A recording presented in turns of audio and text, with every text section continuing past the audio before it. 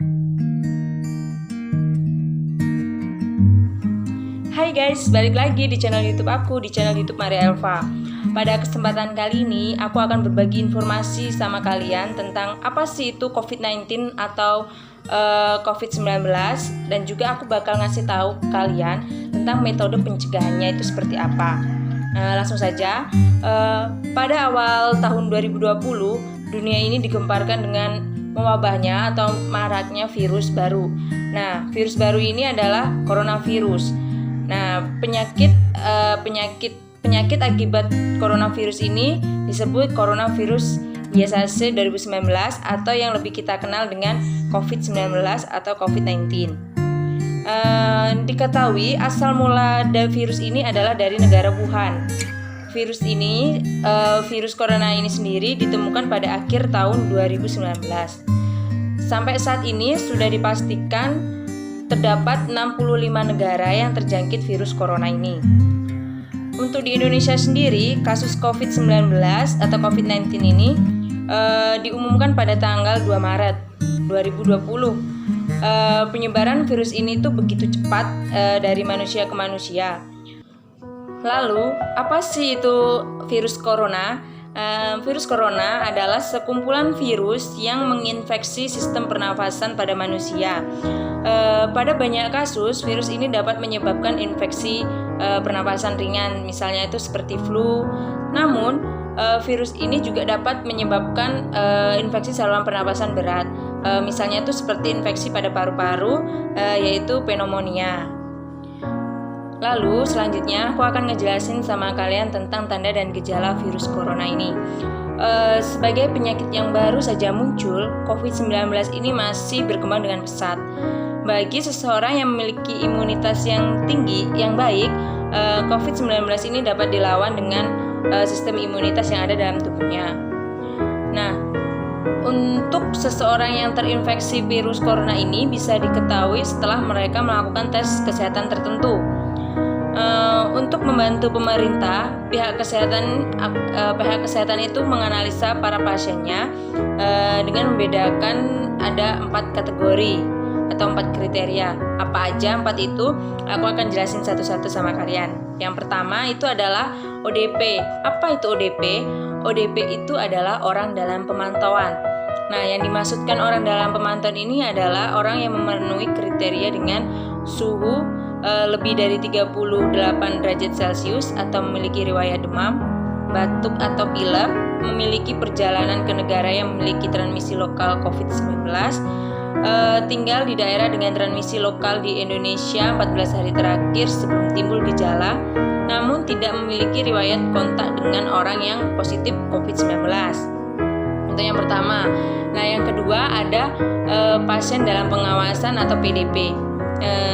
Yang dimaksudkan pasien dalam pengawasan atau PDP ini adalah merupakan orang yang memenuhi kriteria dengan memiliki demam atau riwayat demam dan satu dari gejala berikut, yaitu batuk, pilek, sesak nafas tanpa disertai pneumonia, memiliki riwayat perjalanan atau berpergian ke negara transmisi lokal COVID-19, atau memiliki riwayat perjalanan tinggal di daerah dengan transmisi lokal di Indonesia dalam 14 hari terakhir sebelum timbul gejala, atau riwayat demam, batuk, dan juga pilek tanpa disertai pneumonia, dan memiliki riwayat kontak dengan kasus konfirmasi positif COVID-19. Ini bedanya dengan ODP tadi. Kalau ODP tadi tidak memiliki riwayat kontak dengan pasien yang terkonfirmasi positif COVID-19. Sedangkan PDP atau pasien dalam pemantauan ini, dia memiliki riwayat kontak dengan kasus konfirmasi positif COVID-19. Yang ketiga yaitu adalah orang tanpa gejala atau OTG. Apa yang dimaksud orang tanpa gejala di sini adalah orang-orang yang tidak menunjukkan gejala tetapi memiliki resiko tinggi tertular dari orang yang terkonfirmasi positif COVID-19. Kategori OTG atau orang tanpa gejala ini juga memiliki riwayat kontak berat baik fisik ataupun benda dalam ruangan dengan radius 1 meter dari pasien COVID-19 atau COVID-19. Yang terakhir, yang keempat itu adalah positif COVID-19. Positif COVID-19 di sini adalah bisa juga disebut dengan kasus konfirmasi. Nah, pada status ini, seorang yang terbukti positif terinfeksi COVID-19 ini sudah dilakukan tes di laboratorium. Baiklah, untuk selanjutnya di sini saya akan memberitahu kalian komplikasi apa aja sih yang bisa terjadi akibat kita terkena COVID-19 atau corona. Komplikasi yang bisa terjadi itu seperti gangguan gagal ginjal akut, terus juga jejas kardiak, ada juga disfungsi hati, dan ada juga pneumotoraks. Nah, komplikasi yang lainnya yang juga dikonfirmasi itu adalah shock sepsis dan juga koagulasi intravaskuler di mistra atau KIT. Nah, itu adalah merupakan komplikasi dari COVID-19. Nah, untuk selanjutnya kita bisa tertular virus corona itu dengan berbagai cara. Seumpamanya nih, teman kita tuh ada yang positif tapi dia tidak tahu kalau dia itu positif. Jika kita berbicara dengan dia terlalu dekat, itu bisa mengakibatkan kita juga tertular. Atau misalnya dia tidak sengaja bersin atau batuk, lalu adanya muncratan atau kita terciprat dari air liur dia, nah itu bisa mengakibatkan kita juga tertular virus corona tersebut. Nah, selanjutnya aku akan berbagi sedikit info juga tentang pemeriksaan penunjang apa sih yang bisa dilakukan untuk memastikan seseorang itu positif terkena COVID-19 atau terkena corona. Nah, yang pertama itu ada pemeriksaan radiologi. Nah, pemeriksaan radiologi sendiri ini meliputi pemeriksaan foto toraks, CT scan toraks, USG toraks. Nah, dan juga ada juga pemeriksaan spesimen saluran napas atas dan bawah. Nah, untuk saluran nafas atas itu tuh bisa menggunakan yang sering kita dengar, yaitu dengan menggunakan swab tenggorokan. Nah, dan juga untuk yang saluran nafas bawah kita bisa menggunakan misalnya itu menggunakan sputum atau dahak. Oke, untuk selanjutnya aku bakal ngasih penjelasan tentang metode pencegahan transmisi COVID-19. Maksudnya metode pencegahan transmisi COVID-19 ini adalah metode di mana kita bisa terapkan hal ini agar kita terhindar dari COVID-19 tersebut. Ini sangat penting sekali ya teman-teman. Nah, untuk metodenya sendiri ini ternyata sangat mudah. Yang pertama itu adalah kita harus bisa menerapkan perilaku hidup bersih dan sehat. Seperti apa sih perilaku hidup bersih dan sehat? Nah, perilaku hidup bersih dan sehat itu bisa kita lakukan dengan rajin mencuci tangan pastinya. Mencuci tangannya yaitu dengan menggunakan 6 langkah cuci tangan yang baik dan benar ya, dan juga pastinya menggunakan sabun.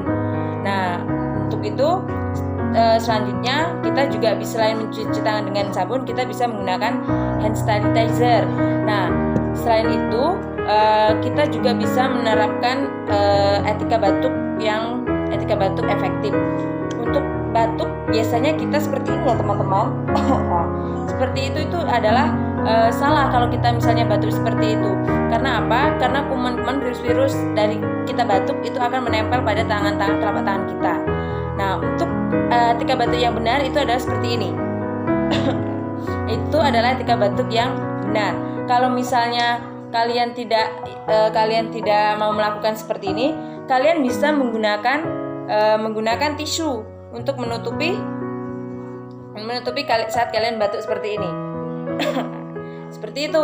Nah, setelah kalian batuk, kalian bisa lipat tisunya dan lalu buang ke kotak sampah. Jangan dibuang sembarangan. Nah, untuk selanjutnya aku akan ngasih tahu kalian tentang bagaimana sih prinsip untuk melakukan metode pencegahan transmisi COVID yang baik dan benar itu seperti apa. Nah, yang pertama ini ada penting ya teman-teman, yaitu kita harus menghindari memegang daerah mata, hidung dan juga mulut saat keadaan tangan kita ini belum dicuci, karena itu bisa meningkatkan kita terinfeksi virus tersebut. Nah, bagaimana sih cara untuk mencuci tangan yang baik dan benar? Cara mencuci tangan yang baik dan benar itu ada 6 langkah. Nah, aku akan ngasih tahu kalian dari langkah-langkahnya itu seperti apa. Nah, untuk langkah pertama kita bisa membasuh tangan dengan air mengalir. Nah, habis itu kita kasih sabun. Nah, setelah itu kita ratakan. Nah, langkah kedua yaitu kita bisa ke punggung tangan seperti ini. Nah, langkah ketiga di sela-sela jari. Nah, seperti ini ya. Nah, langkah keempat kita bisa melakukannya gerakan mengunci. Gerakan mengunci seperti ini ya teman-teman, seperti kita mau lomba paduan suara itu. Nah, seperti ini. Nah, lalu selanjutnya adalah gerakan pada jempol. Nah, memutar seperti ini. Ini dilakukan pada tangan kanan dan kiri. Nah, setelah jempol ini memutar, selanjutnya adalah kuku kita harus bersih. Nah, caranya adalah ditempelkan di telapak tangan kita. Nah, seperti ini. Seperti ini. Nah, itu harus bergantian antara kanan dan kiri. Setelah ini selesai, bilas dengan air bersih. Setelah dibilas dengan air bersih, bisa dikeringkan dengan tisu atau menggunakan lap yang ada di tempat kita cuci tangan tersebut. Jika tidak mau mencuci tangan, kita bisa menggunakan hand sanitizer yang berbasis alkohol ya teman-teman, yang berbasis alkohol 70%. Nah, caranya gimana? Caranya sama aja seperti kita cuci tangan tadi. Kita bisa ambil cairannya. Setelah cairan ada di tangan kita bisa ratakan punggungnya juga. Langkahnya sama seperti tadi. Nah, setelah gerakan mengunci, habis itu gerakan memutar di jempol. Nah, habis ini baru kuku. Nah, habis kuku sudah selesai. Nah, itu untuk gerakan membersih tangan. Nah, untuk selanjutnya, kalau misalnya nih teman-teman berpergian atau mau keluar rumah atau dengan entah itu dalam keadaan sehat atau sakit, sebaiknya menggunakan masker ya, karena masker ini bisa membantu kalian untuk melindungi kalian dari COVID-19. Bagaimana sih cara memakai masker yang benar? Aku akan kasih lihat sama kalian, aku akan ngasih contoh. Nah, caranya adalah kita menggunakan masker seperti ini. Nah, menggunakan masker yang baik dan benar adalah masker tersebut harus menutupi hidung dan mulut kita seperti ini. Jangan seperti ini. Itu adalah salah teman-teman. Jadi menggunakan masker yang baik dan benar adalah dengan menutup masker tersebut harus menutupi hidung dan mulut kita. Nah, seperti itu ya teman-teman. Nah, untuk selanjutnya aku akan ngasih contoh yang batuk efektif. Seperti apa sih batuk efektif itu yang baik dan benar itu? Nah, biasanya kita batuk seperti ini. Itu salah ya teman-teman, itu salah. Sekali lagi saya ulangi, itu salah. Karena apa? Kalau kita misalnya batuk seperti ini, nah itu percikan air liur kita itu akan menempel di telapak tangan. Nah, itu bisa menyebabkan kuman-kuman atau virus-virus itu tertinggal di sini. Sedangkan kalau kita lupa untuk mencuci tangan kembali, kita megang, nah itu bisa jadi berbahaya. Kita bisa menggunakan batuk efektif itu seperti ini. Nah, itu adalah merupakan salah satu contoh batuk efektif. Nah, kalau misalnya teman-teman tidak mau seperti itu, teman-teman bisa menggunakan masker. Maksud saya menggunakan tisu. Nah, menggunakan tisu seperti ini. Setelah batuk, kalian bisa melipat tisu dan membawanya ke tempat sampah. Ingat, membuangnya ke tempat sampah, bukan ke sembarang tempat. Oke, baiklah. Selanjutnya aku bakal ngasih review sama kalian tentang gimana cara cuci tangan yang baik dan benar menggunakan sabun dan menggunakan air bersih dan sabun. Kayak gimana caranya? Ayo kita praktek.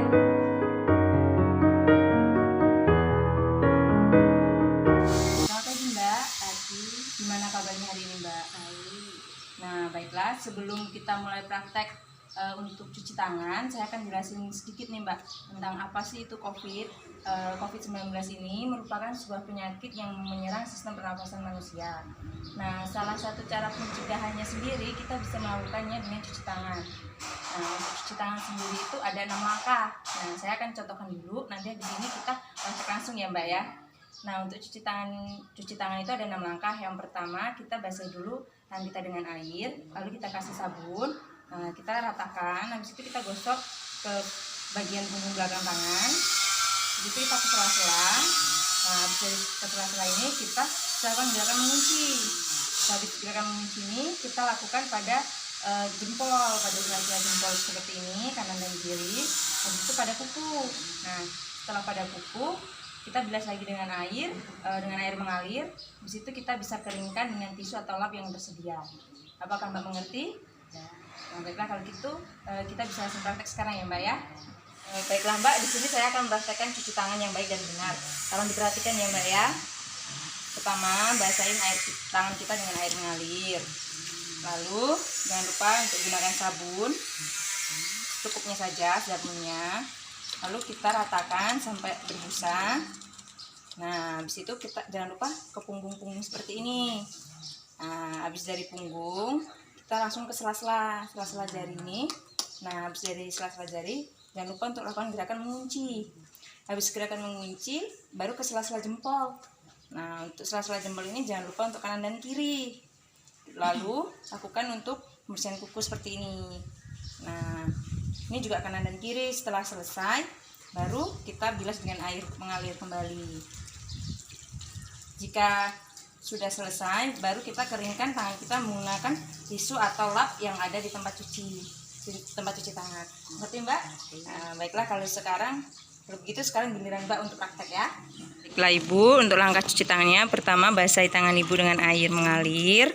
Jangan lupa pakai sabun. Nah, habis itu ratakan Bu. Nah, sampai berbusa. Lalu jangan lupa untuk punggung-punggungnya juga digosok Bu. Nah, habis itu sela-sela jarinya Bu. Nah, habis itu gerakan mengunci. Nah, habis gerakan mengunci, jempol-jempol Bu. Kanan kiri ya Bu ya. Terus habis itu kukunya Bu. Nah, habis itu bilas dengan air mengalir. Ini dilakukan cuci tangannya selama 60 detik atau 1 menit ya Bu ya.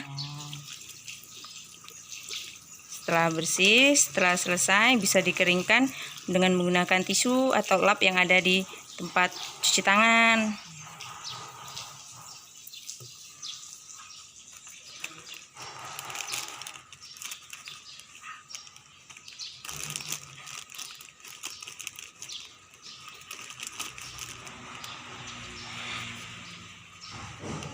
Baiklah, demikian yang dapat saya sampaikan tentang apa itu COVID-19 dan bagaimana sih metode pencegahan COVID-19 itu. Semoga apa yang saya sampaikan ini dapat bermanfaat bagi kita semua dan semoga kita semua tetap sehat dan terhindar dari COVID-19. See you in the next video. Bye!